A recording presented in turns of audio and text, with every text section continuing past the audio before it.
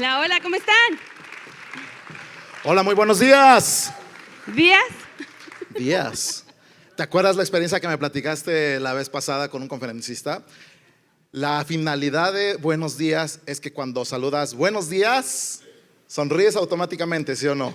Y cuando dices buenas noches, como que la cosa es más seria, más formal, ¿no? Entonces, ¡buenos días! Buenos días a todos los que nos están viendo por las redes sociales. Buenas noches, buenas tardes. Es un privilegio llegar hasta sus casas y queremos que nos visites, queremos que vengas a vivir esta experiencia con toda esta gente maravillosa. ¿Listos para empezar? Muy bien. ¿Quiénes nos visitan por primera vez? Tú nos visitas por primera vez. Bienvenidos, bienvenidos, bienvenidos. De este lado, bienvenidos. Los recibimos con un aplauso. Muy bien, vamos a comenzar. Momentum. Momentum quiere decir movimiento. Viene del latín movere. Y hace tiempo Espíritu Santo me ha estado hablando de lo que significa momentum. Y en ocasiones cuando tú puedes visualizar un vaso con agua, con una limonada, imagínate que le metes una cuchara y lo mueves. Tú lo mueves, ese movimiento se llama momentum. Y ese momentum yo lo he entendido como el mover de Espíritu Santo. Es un mover permanente, es un mover que no cesa, es un mover que siempre ha estado. Es un mover que se mueve en tiempo cronos, no en tiempo kairos, un tiempo que no es medible, que siempre ha existido.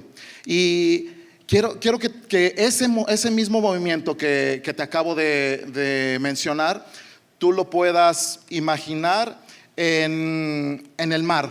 Haz de cuenta que te sales de la tierra unos kilómetros y tú ves ese mar azul, alcanzas a ver los pedazos de tierra y empiezas a ver ese momentum, ese mover en el mar. Tú alcanzas a ver todavía algunas cosas que contienen ese mover y se van moviendo junto con ese movimiento, con ese remolino. Y lo que hace en el mar es que lo va llevando hacia abajo. Y quiero que ese mismo remolino te lo imagines en el aire, como algunos tornados, algunos huracanes que hemos visto por televisión. Espero que nadie haya presenciado ninguno físicamente. Imagínate ese mover también en el aire. Ese mover lleva cosas y cuando están en ese remolino, las cosas van hacia arriba, ¿sí? ¿Qué te quiero decir con esto? Que cuando tú te sumerges en el momentum de Espíritu Santo, puede que vayas profundo hasta encontrarte en su presencia, o puede que te lleve muy, muy alto hasta encontrarte en su presencia, ¿sí? Pero a donde quiera que te lleve, te va a llevar a su presencia. Así es. Bueno, la finalidad de hoy es transmitirte que podemos ver más allá. Nuestro mensaje se llama Ve más allá y tiene dos sentidos. Ve más allá de ver y ve más allá, ve a un nuevo nivel, ¿ok? Entonces, para empezar, quiero compartirte porque yo he dejado muchas veces de ver más allá. Y la primera razón se llama soberbia. La primera razón se llama yo ya lo sé, yo ya sé lo que me van a decir. Empiezo a escuchar que alguien empieza a hablar, vamos a decir, de Moisés. Ya sé para dónde va. Y entonces cierro mis canales y ya no puedo ver el mensaje. Yo solita me estoy robando esa bendición de aprender y de ver más allá. Entonces la primera razón por la que no podemos ver más allá es porque ya creo que lo sé. Y en Proverbios 11:2 dice, el orgullo acarrea deshonra, la sabiduría está con los humildes. ¿Con quién está la sabiduría? Con los humildes, no con los que las creemos que las sabemos todo, porque entonces es un freno para poder ver. Yo me robo la bendición. La segunda manera de no poder ver más allá es ver, pero a los demás, no verme a mí misma. Aquí te quiero contar una historia, que es una señora, una pareja que se van a vivir a un departamento nuevo y la señora en la mañana corre las cortinas, están tomando el café y le dice al esposo, mira nada más la vecina, qué sucia deja las sábanas, ay no, qué barbaridad. Y ya se toma el café y pasa el día. Y al otro día corre las cortinas, se están tomando el café y le dice, ve nada más la vecina, qué sucias deja las cortinas. Y así se la pasa y el marido nada más la oye, ¿no? Y entonces un día se levanta la señora y le dice, mira qué bonita, ahora sí la vecina lavó muy bien. Y el esposo le dice, no, mujer, es que ahora yo limpié nuestros vidrios. Sus vidrios estaban sucios, sus vidrios, no las de la vecina. Entonces en la Biblia dice, en Mateo 7:3, ¿por qué te fijas en la astilla que tiene tu hermano en el ojo y no le das la importancia a la viga que está en el tuyo? Lo hemos oído muchas veces, ¿verdad? Pues yo me di cuenta que muchas veces me robé esa bendición de ver más allá y de aprender de la gente por andarme fijando en los errores de la gente. Y un día tuve la revelación de que cuando yo veo un error en otra persona, casi te puedo apostar que yo también lo tengo y peor. Entonces, esa es la segunda manera por la que frenamos ver más allá. Y la tercera manera, hay que tener genuinas ganas de aprender. ¿Quién tiene aquí genuinas ganas de aprender? ¿Quién está tomando apuntes? Quiero ver cuántos con sus apuntes en la mano. Levántenme la mano y por favor déjenla arriba. Ok, hoy los voy a recompensar. Moisés les va a dar un vale por una paleta de yogur en la cafetería. ¿Ok? Por favor, Moy, a los que están tomando apuntes. ¿Qué pasa? Yo al principio llegaba y escuchaba, allá también, allá atrás, muy bien muchachas. Yo escuchaba y yo decía, no, pues, ahí el pastor ya está apuntando, muy bien. Ahora sí todos están apuntando, ¿no? Bueno, los invito a que a partir de ahora tomen apuntes, porque esto para mí es una universidad, para mí esto es la mejor información que puedo obtener, no hoy porque estamos nosotros acá, sino cuando nuestros pastores, cuando nuestros compañeros comparten. La verdad es que es mucha información que nos permiten ver más allá. Entonces yo te voy a invitar a que te hagas las preguntas correctas. Las respuestas correctas van a llegar si te haces las preguntas correctas. Pero para hacerte una pregunta correcta, tienes que estar en la posición correcta. Y yo encontré preguntas que le hacían a Jesús en 3 tipos de posiciones. Una, los fariseos. Ay, los fariseos. ¿Qué le preguntaban los fariseos a Jesús? En Mateo 22:17 dice, dinos pues, ¿qué te parece? ¿Es lícito dar tributo al César o no? A ver, esposas, ¿cuándo le has preguntado a tu marido? Esas no son las preguntas correctas. Los fariseos le preguntaban a Jesús, ¿para qué? Para hacerlo caer. Entonces, no era para aprender. Esas preguntas no les permitía ver a los fariseos, ni siquiera que era Jesús. No les permitía ver más allá, porque ellos estaban ensimismados en su razón, y entonces las preguntas que hacían no eran las correctas. Y entonces las respuestas que obtenían siempre eran las correctas porque venían de Jesús. No importa la pregunta que hagas, Jesús siempre va a tener la respuesta correcta. Sin embargo, si no le estamos haciendo la pregunta con el afán de ver más allá, de aprender de su palabra, pues no vamos a aprender. ¿Sale?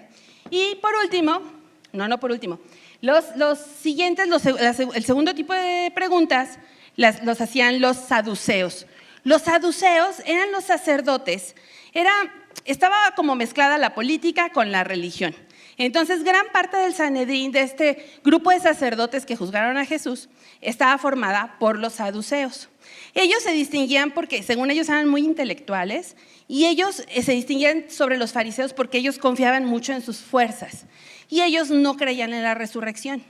Entonces, cuando llegaron y le preguntaron a Jesús para hacerlo caer, le dijeron, en Mateo 22:23, le dijeron, si una mujer se casa con un hombre y según la ley, si este hombre fallece, tiene que casarse o tiene derecho de casarse con su hermano, y son 7 hermanos y uno se le muere y se casa con el otro, y uno se le muere y se casa con el otro, cuando haya resurrección, cuando se vayan al cielo, ¿con cuál de los 7 va a estar? Otra vez la pregunta incorrecta.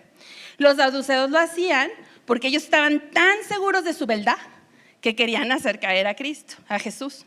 ¿Sale? Entonces ese tipo de preguntas tampoco. Yo me las hacía cuando yo estaba muy renuente a acercarme a la palabra, porque estuve muy renuente mucho tiempo. Y entonces si me decían algo de la palabra, decía, ¿ah, sí? ¿Y si Jesús es tan bueno porque hay maldad? Ese tipo de preguntas no me dejaban ver más allá y no edifican. Entonces, ¿cuál es el tercer tipo de preguntas que yo encontré que le hacían a Jesús en la Biblia? Pues los discípulos. Los discípulos en Mateo 24:3 le preguntaron, y estando él sentado en el monte de los olivos, Los discípulos se le acercaron aparte diciendo: dinos, ¿cuándo serán estas cosas? ¿Y qué señal habrá de tu venida y el fin del siglo? Esta era una pregunta genuina, esta era una pregunta auténtica. Y ese tipo de preguntas es el que hay que hacerle a nuestro Padre para poder ver más allá. Para concluir de manera correcta, hay que posicionarnos como discípulos en humildad, hacernos las preguntas correctas y va a llegar la conclusión correcta y vamos a poder ver más allá y vamos a poder ir más allá. Por cierto, me acordé de un chiste. ¿Qué le dijo una tortillera a un filósofo?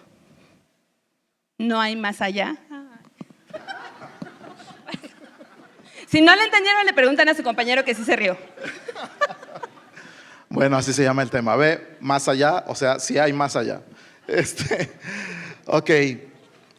Ve el mundo sobrenatural. Quiero llevarte, así como hace ratito te comenté, que cómo se movía el mundo espiritual, Espíritu Santo. Hace algún tiempo leí el libro de David Yonggi Cho, La Cuarta Dimensión. Lo estoy leyendo por segunda vez, estoy entendiendo cosas que no había yo conocido. Y David Yonggi Cho explica que el Espíritu de Dios es la cuarta dimensión. Y dice que la tercera dimensión incluye a la segunda y la afecta, así como la cuarta dimensión incluye a la tercera y a las demás dimensiones. ¿Cuál es la tercera dimensión? Es todo lo que tú y yo podemos ver, tocar, palpar, oír, ver con nuestros ver y captar con nuestros sentidos. Esa es la tercera dimensión. Es todo lo que es perceptible en este mundo natural que nosotros conocemos. Y el mundo sobrenatural es a lo que es el pastor Yonggi Cho le llama la cuarta dimensión. Entonces, así como la tercera dimensión contiene a la segunda, así la cuarta a la tercera dimensión. ¿Y qué te quiero decir con esto? Con esto te quiero decir que todo el mover de Espíritu Santo, como hace ratito te comentaba, todo ese momentum, cada vez que tú te asocias con Él, vas a tener un mover imparable, un mover sobrenatural. Yonggi Cho también comentaba que el Espíritu Santo era nuestro subconsciente. ¿Sí? Nuestro subconsciente. Esa parte que siempre te está dictando y te está diciendo y te está aconsejando. Esa voz suave e imperceptible, ese silbo apacible que a veces escuchamos, pero que muchas veces sordeamos. Esa voz que siempre te aconseja lo bueno, que siempre te edifica, que siempre te exhorta, que siempre te consuela. Es esa voz interior que hay en ti. Y yo lo pude comprender muy bien porque esta es una manera como de percibir lo imperceptible dentro de mí, y quiero que tú lo puedas ver el día de hoy así, que dentro de ti ya está, dice la escritura, me parece que en 1 Tesalonicenses 5:23, habla del hombre interior y habla de que en nuestra composición somos seres que somos espíritu, alma y cuerpo. Entonces, en ese mismo contener se describe en Génesis 2:1 que habla que en un principio el espíritu se movía sobre la faz de la tierra. ¿Lo recuerdas eso? Y lo puede describir en el libro como que está empollando lo que habría de venir.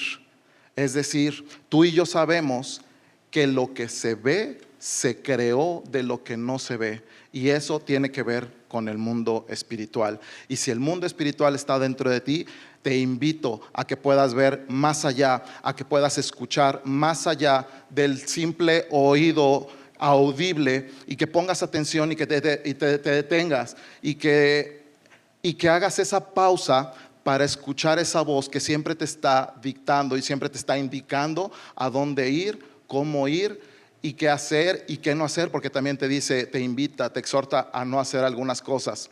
Esa invitación pasa por la conciencia, y la conciencia es lo que tú y yo conocemos como libre albedrío. De ahí tú determinas si lo haces o no lo haces.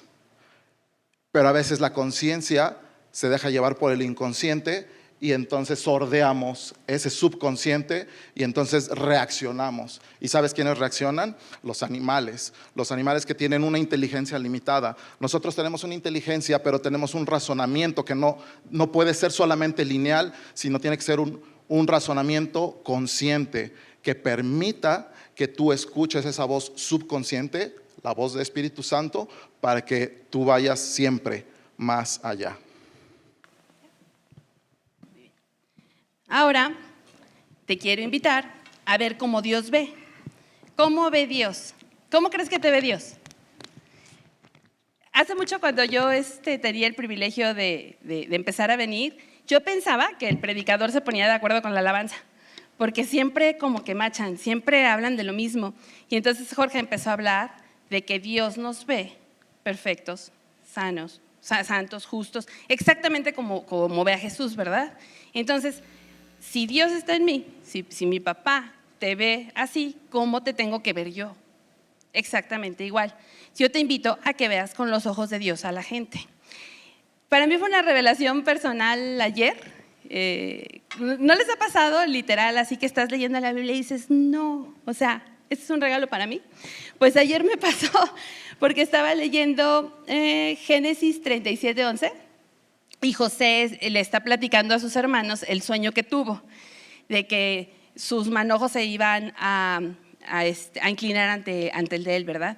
Y entonces los hermanos, pues ya sabías que no le caían muy bien, ¿no? Porque decía que era un presumido. Le platicó lo mismo al papá y a los hermanos. Y entonces dice, y sus hermanos le tenían envidia, mas su padre meditaba en eso. ¿Por qué su papá no le tenía envidia? Porque es su papá. Entonces, con los ojos de Dios, cuando vemos que alguien tiene éxito, hay que verlos con los ojos de papá.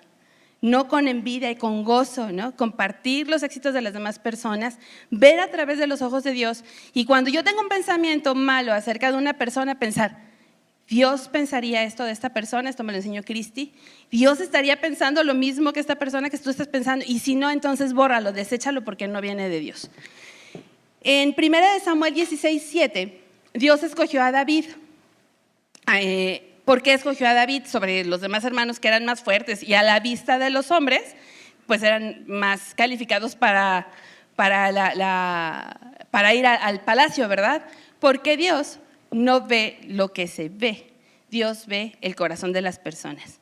Entonces te invito a que veas como Dios, que veas el corazón de las personas y que los veas como Él nos ve. Ok. Ve más allá de las circunstancias. Experiencia no es lo que has vivido, sino lo que concluyes de lo que has vivido. Ahí te va otra vez. Experiencia no es lo que has vivido.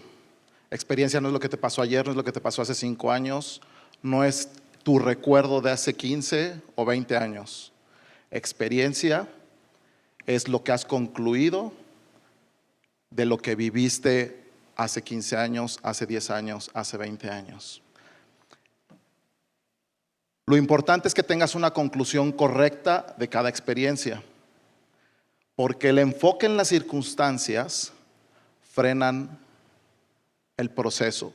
Si tú te enfocas en lo que te pasó, frenan tu proceso.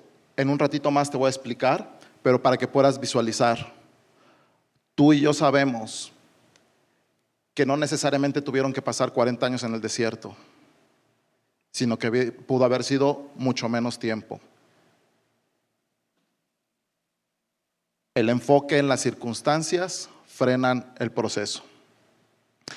Te voy a contar una historia, una breve historia, de un conocido, su nombre es Fernando, y nos platicaba que iba manejando su vehículo por una calle, un crucero. En eso se puso el semáforo en color verde, aceleró, avanzó y de repente llegó un vehículo por otro lado y lo impactó. Y sabes que él estaba muy molesto y él estaba muy enojado porque él tenía el verde, él tenía todo el derecho de pasar libremente porque tenía la luz verde, y el otro vehículo se pasó y lo impactó. Entonces él estaba en una posición de que él estaba bien, él tenía la razón. Pero cuando lo platicó con su papá, le dijo: ¿y tú qué responsabilidad tienes en esta parte? Dijo: pues yo me pasé cuando la luz estaba en verde, papá. Y dijo: ¿volteaste cuando se puso la luz en verde? Dijo: no era necesario. ¿Cómo que no era necesario? ¿Por qué pasó lo que pasó? Y entonces él reflexionó esto, se fue a su casa como con una sensación de que la vida es injusta, yo tenía derecho de haber pasado y no tenía por qué haberse pasado este vehículo, el rojo, si no, no me hubiera impactado, etcétera, etcétera. Mil y un razones que a veces tú y yo las encontramos y las sacamos de todos lados, justificando el hecho donde parecía aparentemente que yo tenía la razón o que tú tenías la razón. Pero se puso a meditar un poco más en la palabra que le daba a su papá y le habló de responsabilidad. Cada vez que tú y yo nos hacemos responsables, caminamos por el camino de la libertad. Cuando caminamos por la culpabilidad, encontramos culpables y no estamos en la libertad, estamos en la esclavitud. Estamos caminando en esclavitud cuando no estamos caminando en libertad. Entonces, ¿qué concluyó él? Que él, tomando responsabilidad, si él se hubiera fijado antes de atravesar la calle con la luz verde, él hubiera tenido la oportunidad de frenar y ese accidente se hubiera podido evitar. Hay que ver un poco más allá de las circunstancias. Hay que ver un poco más allá de lo que parece obvio, porque a veces las cosas no transcurren en obviedad. A veces hay que detenernos a hacer esa conciencia para escuchar esa palabra interna que te está diciendo: frena. O esa palabra que te dice: suficiente, deja de comer. O esa palabra que te dice: regresa a tu casa. No tienes por qué ir a ese lugar, regresa a tu casa. Apaga ese programa que estás a punto de ver. Esa voz, ese silbo apacible, esa voz sutil que la confundes con tu pensamiento, pero que se llama subconsciente y que me reveló a mí a través de David Yonggi Cho, que se llama Espíritu Santo, que siempre está contigo y está en ti. Denle un aplauso a mi esposo. Porque Dios habla a través de él. Bueno, ver a través de la gracia. El pastor nos ha dicho algunas veces: ponte los lentes correctos. Si vemos las cosas a través de algo que no es la gracia, vamos a percibirnos diferentes y las situaciones las vamos a ver diferentes. Entonces, gracia es amor, ¿verdad? Gracia es Jesús. Cuando algo sucede en nuestra vida que no es precisamente lo que queremos, no es algo bueno para nosotros a nuestros ojos, nos preguntamos: ¿pero por qué yo? Yo lo he escuchado muchísimas veces, más afuera de la congregación que dentro, pero lo sigo escuchando. ¿Por qué yo? Hace poquito una amiga me decía: ¿por qué yo? Yo soy buena, mi esposo era bueno, ¿por qué nosotros? ¿Por qué nosotros? Cuando nos preguntamos ¿por qué yo?, además de que frenamos nuestra visión, no podemos ver más allá y frenamos propósito, estamos viendo las cosas con los lentes equivocados, porque la pregunta es: ¿qué hice para merecerlo? Por cierto, ¿les puedo compartir? Es que a veces Gerardo se me queda viendo y me dice: yo no sé qué hice para merecerte. Y ya no sé si es algo bueno o malo, pero entonces la gente se pregunta: ¿qué hice para merecer esto? Entonces estamos viendo las cosas con los lentes equivocados, porque entonces estás pensando que como te portaste mal, Dios te castigó, o me porté tan bien que no me tuvo por qué haber castigado. Y entonces eso no es ver con los ojos de la gracia. Nosotros no hacemos nada ni dejamos de hacer nada para ganarnos o perder algo. Todo es por gracia, todo es por el amor infinito de Dios. Entonces, si vemos las situaciones, si vemos todas las cosas, si vemos a las personas a través de la gracia, que es Jesús, pues vamos a ver las cosas bien diferentes y vamos a poder ver más allá, que es el propósito de las cosas.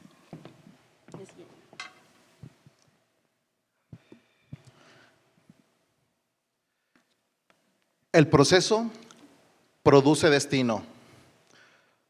Por ejemplo, Moisés y el pueblo de Israel y la tierra prometida.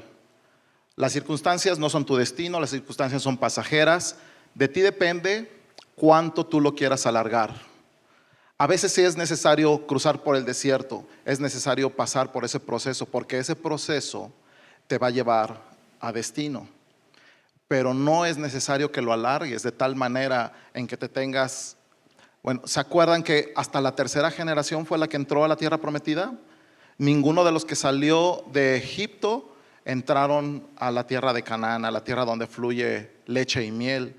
¿Por qué? Porque la gente empezó a ver las circunstancias, a verle problemas a las soluciones, todos los días tenían comida y ellos querían otra cosa, querían carne. A veces decimos, quiero ver milagros, y como dice Jorge, quiero hacer milagros. Pero ellos vivían un milagro todos los días vivían un milagro, y aún así ellos no pudieron atravesar ese proceso, de tal manera que en lugar de que se llevaran, vamos a suponer, hemos escuchado que pudo haber sido un mes, varios meses, 2 meses, vamos a suponer que le ponemos un año. ¿Qué tiempo quieres tú vivir en tu proceso para llegar a tu propósito? ¿Te parece buen propósito impactar a generaciones como nos ha compartido nuestro pastor? ¿Te parece buen propósito que por cada persona que tú compartes de las buenas noticias, no solamente estás afectando a esa persona, sino a generaciones completas? ¿Te parece un buen propósito ese? ¿Te parece un buen motivo para que de hoy en adelante empieces a manifestar esas buenas noticias, empieces a manifestar ese amor en ti? Y si es necesario que hables, hazlo. Pero empiézalo a hacer desde tu propia persona, desde tu propio comportamiento, desde tus propios ideales. Así como Romanos 12:2 dice, cambia tu manera de pensar. ¿Y sabes qué pasa si lo vuelves a leer 8 días después? Vuelve a decir, cambia tu manera de pensar. Y vamos a suponer que tu mente la has transformado y has tenido unas nuevas convicciones, y vuelves a leer Romanos 12:2. ¿Sabes qué dice?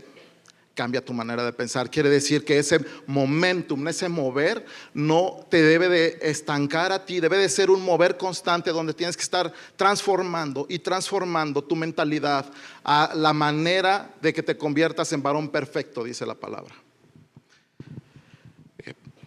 Ok, ya para terminar, Dios tiene siempre el plan completo y perfecto para nosotros. Quiero contarte una historia, que es una historia de 3 árboles, y estaban en el bosque, y un día estaban platicando acerca de sus sueños. Y entonces un árbol dijo, yo tengo un sueño de que el día que me corten, me hagan un cofre, que con mi madera se haga un cofre y se guarde un tesoro muy valioso. Y entonces se puso a orar el árbol. El otro árbol dijo, mi sueño es que crezca tan fuerte que sea capaz de que con mi madera hagan un barco y en ese barco transportar reyes. Y el tercer árbol dijo, mi sueño es llegar a crecer tan alto, pero tan alto, que esté cerquititita de Dios. Pero cerquita, ese es mi sueño. Pasaron unos años, ellos oraban por sus sueños, oraban por sus sueños. Y un día llegaron unos leñadores. Y un leñador dijo, enfrente del primer árbol, dijo, este árbol está muy bueno para el carpintero del pueblo. Y lo taló y se fue. Y el árbol dijo, ¡yujú! Me van a hacer cofre porque yo oré para guardar un tesoro. Y el segundo dijo, este árbol está bueno para el carpintero del puerto. Dijo, ¡yujú! Mi oración fue escuchada, me van a hacer un barco. Y el tercero, no, pues no sé qué hacer, pero lo voy a cortar. Y, no, él quería crecer muy grande y estar en la punta de la colina más alta para estar más cerca de Dios. Y en ese momento llegó el leñador y lo cortó y se lo llevó. Al primer árbol lo hicieron tablas y en lugar de hacer un cofre, hicieron una caja para darle de comer a los animales. Se deprimió. Yo quería hacer un cofre, yo quería proteger un tesoro y estoy todo babeado por las vacas. Bueno, ni modo, no siempre se puede. El segundo árbol lo corta el carpintero del pueblo y dice, híjole, no, este árbol no sirve para un barco para el mar, no, pero lo vamos a poner en este lago. No, tanto que oré por mis sueños, pero bueno, pues no siempre se puede. Y al tercero lo cortaron, era muy alto, entonces lo cortaron en unas tablas muy largas y lo guardaron en una bodega oscura.